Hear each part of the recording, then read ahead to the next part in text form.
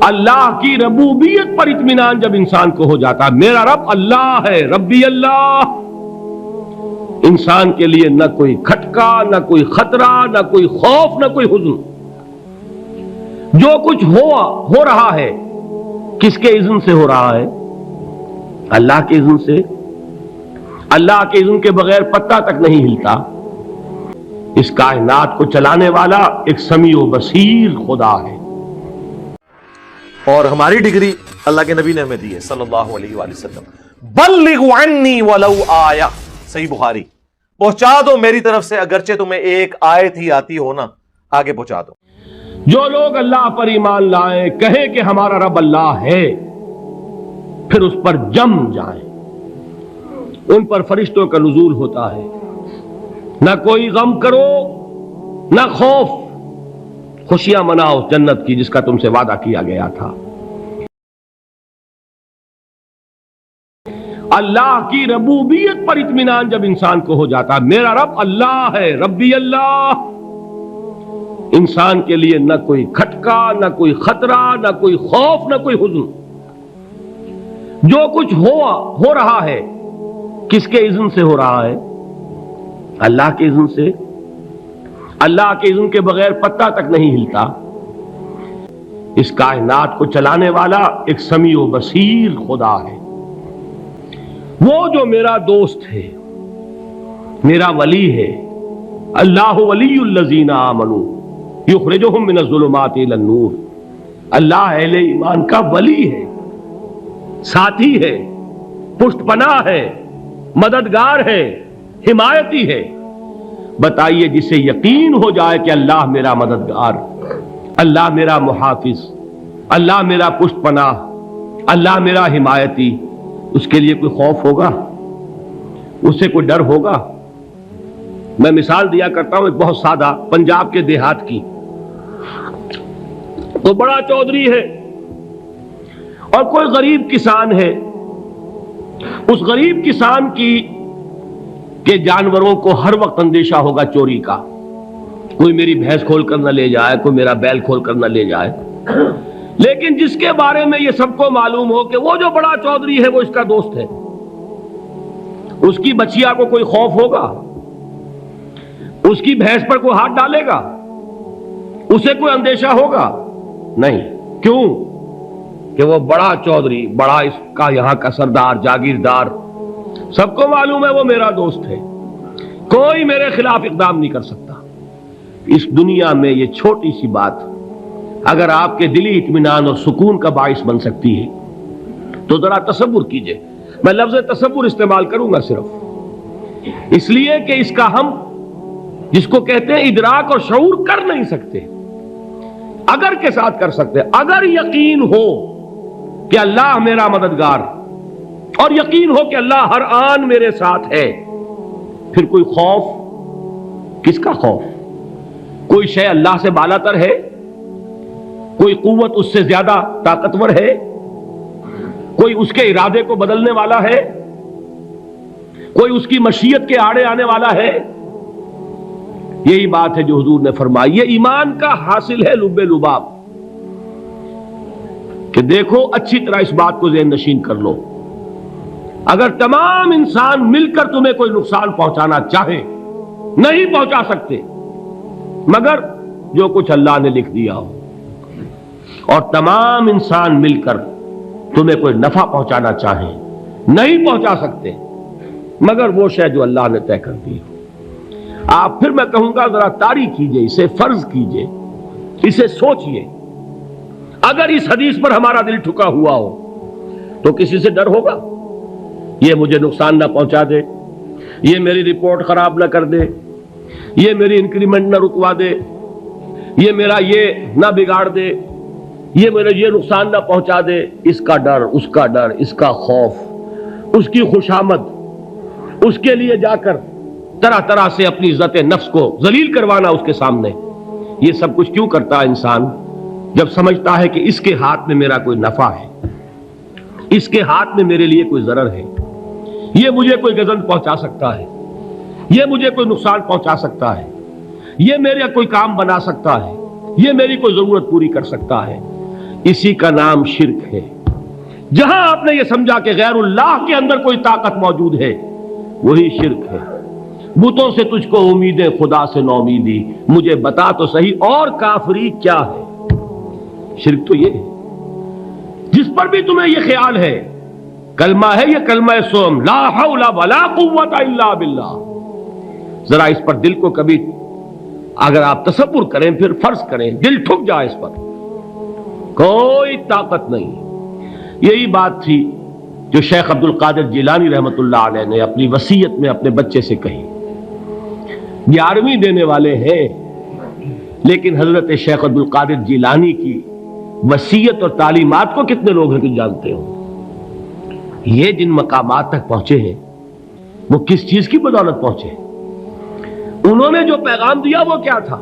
اے میرے بچے، جس طریقے سے قرآن مجید میں حضرت لقمان کی نصیحتیں جو ہے نقل کر دی گئی ہیں، میں یہ عرض کروں گا بالفرض اگر قرآن حضرت عبد القادر جیلانی کے بعد نازل ہوا ہوتا تو شیخ عبد القادر کی یہ نصیحتیں بھی قرآن میں درج ہوتی. اتنی اونچی نصیحتیں ہیں. اے میرے بچے، اس حقیقت کو ذہن نشین کر لے، لا فاعل فی الحقیقت ولا مؤثر الا اللہ. اس کائنات میں نہ کوئی فاعل حقیقی ہے نہ مؤثر حقیقی ہے سوائے اللہ کے. کسی شے میں کوئی تاثیر نہیں اگر اللہ نہ چاہے. آگ جلا نہیں سکتی اگر اللہ نہ چاہے.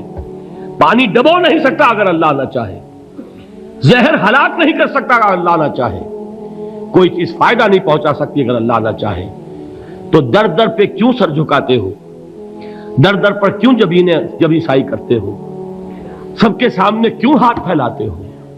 ایک اللہ سے مانگو، ایک اللہ کے سامنے زبین پر اپنی جبین رکھو. لا فاعل فی الحقیقت ولا مؤثر الا اللہ. نظر آتا ہے ہمیں کہ پانی پیاس بجھا دیتا ہے. پیاس بجھانے کی صلاحیت پانی میں نہیں ہے، اللہ کے اذن سے. کھانا بھوک مٹا دیتا ہے، بھوک مٹانے کی صلاحیت کھانے میں نہیں ہے، اذن رب میں ہے. دیکھیے یہی یقین تھا. حضرت موسیٰ علیہ السلام کا واقعہ یاد کیجئے. سامنے سمندر آ گیا ہے، قوم دیکھتی ہے پیچھے کہ گرد و غبار کا طوفان ہے. معلوم ہوا کہ فرعون اپنے لشکر سمیت آ گیا ہے. لشکر جب چلتا تھا تیز رفتاری کے ساتھ تو گرد و غبار کا جو طوفان اٹھتا تھا اس کا تصور کیجیے. اور لمحہ بلمحہ وہ قریب آ رہا ہے. پوری قوم نے کیا کہا؟ اے موسیٰ انا لمدرکون، اے موسیٰ ہم کو پکڑے گئے. قرآن مجید نے تو یہاں وہ باتیں نہیں لکھی ہیں، لیکن تورات میں یہ درج ہے کہ بنی اسرائیل جھگڑنے لگے، دست و گریبان ہو گئے موسیٰ کے ساتھ. موسیٰ ہمیں یہاں مروایا لا کر، اس سے تو ہم ہی بہتر تھے. وہاں کھانے کو ملتا تھا، زندگی تو تھی، بیگار ہم کر رہے تھے، موت تو نہیں تھی. اب جو کچھ ہوگا اس کا تصور کرو، جس طریقے سے ہمارے ٹکڑے اڑائے جائیں گے. تو لڑ رہے ہیں حضرت موسیٰ علیہ السلام سے. یہ تورات کی تفصیل ہے. قرآن میں صرف اتنا آیا ہے، پریشان ہو کر انہوں نے کہا انا لمدرکون، موسیٰ ہم تو پکڑے گئے. اس وقت موسیٰ کا جواب کیا ہے؟ کلا ان معی ربی سیہدین. نہیں، میرے ساتھ میرا رب ہے، وہ راستہ دے گا. بتائیے کہاں راستہ نظر آ رہا ہے؟ یہ ہے ایمان بالغیب. راستہ نظر نہ آئے تب اللہ پر یقین ایمان ہے. جیب میں پیسے ہوں اور تب دل کو اطمینان ہے تو ایمان کس پر ہوا؟ پیسے پر، اللہ پر نہیں. جب وسائل و ذرائع نہ ہو اور پھر یقین ہو کہ اللہ مسبب الاسباب ہے، وہ اسباب کا پابند نہیں ہے، وہ اسباب کا محتاج نہیں ہے، اسباب اس کے محتاج ہیں. اگر یہ یقین ہے تو اللہ پر ایمان ہے. یہ نہیں ہے تو تمہارا ایمان اسباب پر ہے، وسائل پر ہے، ذرائع پر ہے، مادیات پر ہے، اللہ پر نہیں. اس وقت کہاں راستہ تھا؟ کوئی راستہ تھا؟ سمندر ہے اور ادھر سے لشکر آ گیا ہے. کلا ان معی ربی سیہدین.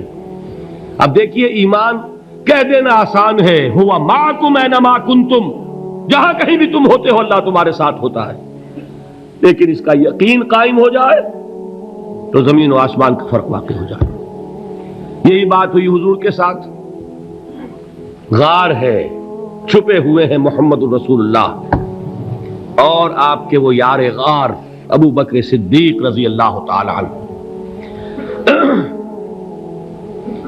اقبال نے حضرت ابو بکر کی شان میں چند اشعار کہے صرف، لیکن واقعہ یہ ہے کہ بھاری بھاری نظموں پر اور قصیدوں پر بھاری ہے، طویل ترین نظمیں اور قصیدے ہوں ان پر بھاری ہے۔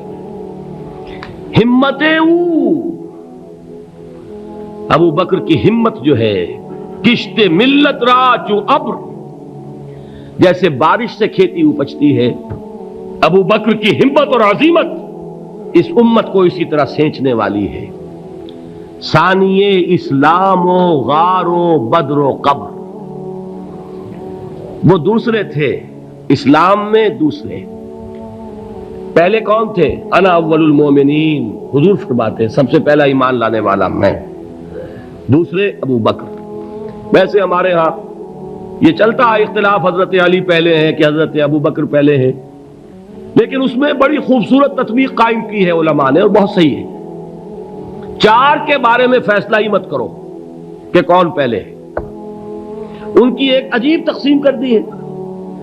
آزاد مردوں میں، بالغ مردوں میں سب سے پہلے ابو بکر، بچوں میں سب سے پہلے علی، خواتین میں سب سے پہلے خدیجہ، اور غلاموں میں سب سے پہلے زید ابن حارثہ۔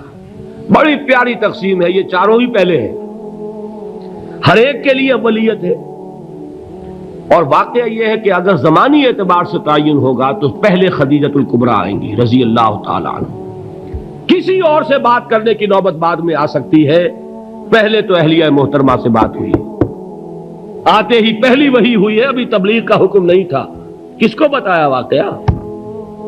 ابھی اپنی نبوت کی تبلیغ کا تو حکم ہی نہیں آیا۔ واقعہ کس کا ہے؟ وہ خدیجہ کا ہے۔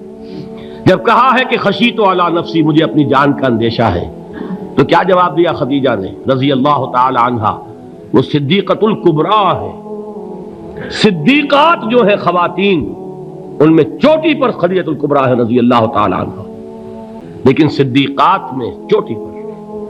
جب حضور نے فرمایا خشیت علی نفسی، کیا فرمایا، کیا عرض کیا، کیسے تسلی دی؟ نہیں نہیں، اللہ آپ کو ضائع نہیں کرے گا، آپ غریبوں کے ہمدرد ہیں، آپ مساکین کے تکالیف رفع کرنے والے ہیں، آپ بیواؤں کی سرپرستی کرتے ہیں، آپ مسافروں کی خدمت کرتے ہیں، اللہ آپ کو ضائع نہیں کرے گا۔ یہ یقین ہے اس خاتون کے اندر۔ خیر وہ ایک علیحدہ بات ہو جائے گی۔ میرے دل پر حضرت خدیجہ رضی اللہ تعالیٰ عنہ کی شخصیت کا بڑا گہرا نقش ہے، جو وہ کوئی اور ہی وقت اور موقع ہوا تو بیان ہوگا۔ بہرحال اقبال نے ایک مصرے میں جو چار اولیتیں جمع کر دی ہیں، ہمتیں او کشت امت را چو ابر، ثانی اسلام و غار و بدر و قبر۔ اسلام میں حضور کے بعد پہلے کون؟ ابو بکر۔ غار میں حضور کے ساتھ کون؟ ابو بکر۔ بدر کی رات اللہ کا رسول سربسجود، وہ جھاڑ، وہ گھاس پھوس کی جو جھوپڑی بنائی گئی تھی، اور وہاں تلوار ننگی لے کر پہرا دینے والا کون؟ ابو بکر۔ اور اس حجرہ عائشہ میں محمد کے بعد سب سے پہلے دفن ہونے والا کون؟ ابو بکر رضی اللہ تعالی عنہ وصلی اللہ علیہ وسلم۔ وہ جو معاملہ میں سنا رہا تھا غار ثور کا، حضرت ابو بکر بھی حضور کے خیال سے لرز گئے ہیں۔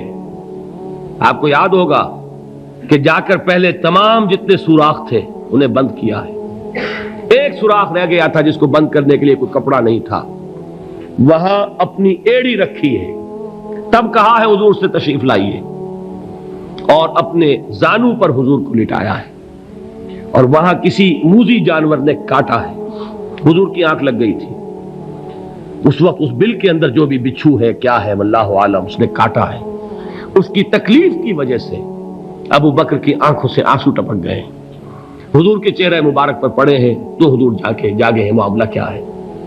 ایڑی نہیں ہٹائی وہاں سے، مبادا وہ جانور وہاں سے نکل کر محمد الرسول اللہ کو کوئی گزن پہنچا دے، ابو بکر کی ایڑی ہے، جس طرح چاہے کھا لے، ختم کر دے، جان نکل جائے تب کوئی آنچ آئے محمد پر تو آئے، لیکن جیتے جی نہیں۔